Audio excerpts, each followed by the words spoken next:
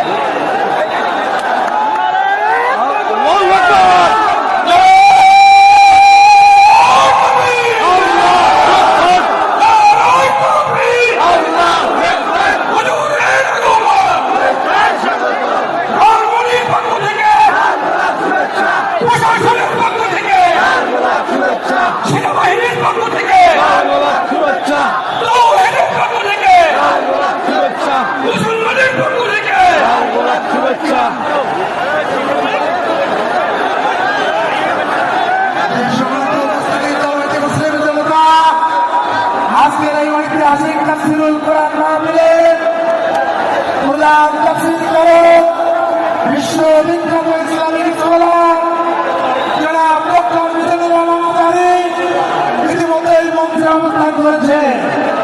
লালমনিরহাট জেলার পক্ষ থেকে আমরা অভিনন্দন জানাই, রংপুর বিভাগের পক্ষ থেকে আমরা অভিনন্দন জানাই।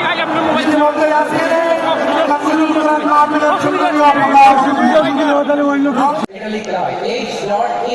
মানে His Excellency লেখে His Excellency অথবা Your Highness, Your Majesty।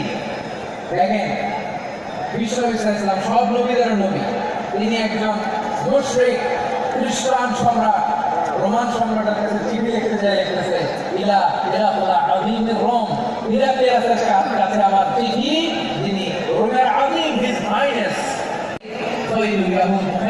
যদিও তুমি ইহুদি, তারপরে তুমি সব ইহুদিদের মধ্যে সেরা ইহুদি। পড়েন সুবহানাল্লাহ।